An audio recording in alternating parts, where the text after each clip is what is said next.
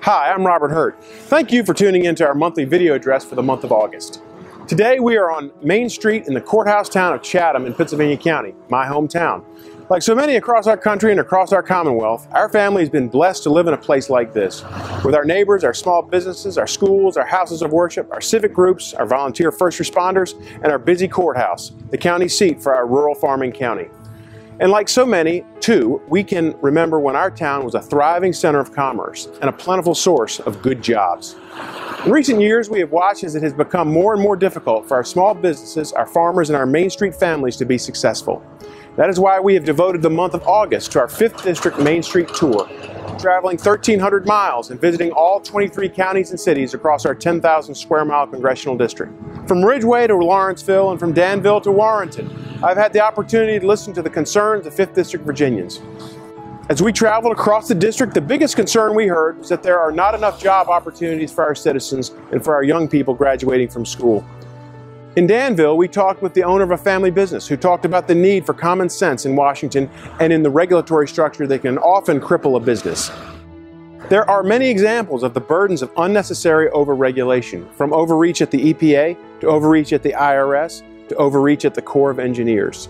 In Charlotte County, residents talked about the Dodd-Frank Act and the impact that it has had on the ability of community banks and credit unions to provide capital to small businesses, farmers, and Virginia families. My constituents told me that while this law was touted as Washington's attempt to protect consumers, in reality it has only resulted in leaving consumers with fewer choices and higher costs to access capital.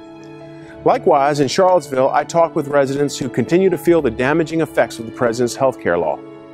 Another example of Washington's broken government knows best philosophy, the Affordable Care Act has not lived up to the promise of higher quality medical care and lower medical costs. As we discussed during our visit, the law has only resulted in higher premiums and higher deductibles while limiting policy coverage and medical care. In fact, a perfect example of regulatory overreach that is standing in the way of bringing jobs to Virginia's 5th District has been the action of the Corps of Engineers in refusing to issue the necessary permits for the development of the Berry Hill Megapark, a local economic development project here in Pittsylvania County. In response to this unnecessary stonewalling, Congressman Morgan Griffith and Senators Mark Warner and Tim Kaine and I have introduced the Common Sense Permitting for Job Creation Act.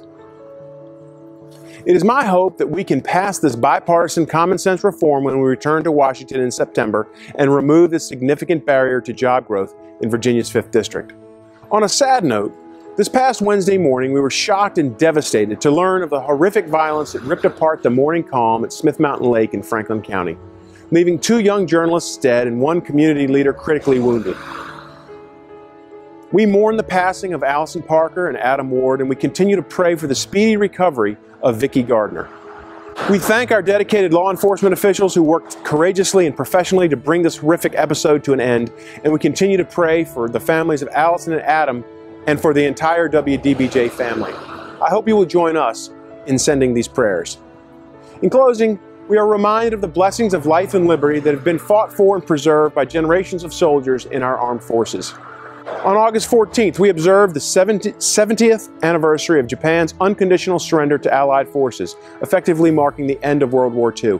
During the war, there were so many young men who boarded trains at trading depots like the Chatham train station all across this nation, leaving their peaceful homes and traveling across the world to defend our freedoms.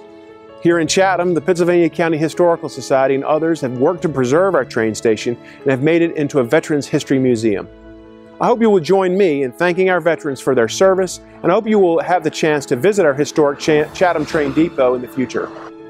If we may ever be of service to you in any way, please contact one of our district offices or our Washington office. We can always be reached at our website at hurt.house.gov, where you can also sign up for regular legislative updates. And don't forget to join the conversation on Facebook, Twitter, and now Instagram. Once again, thank you for tuning in to our August monthly video address.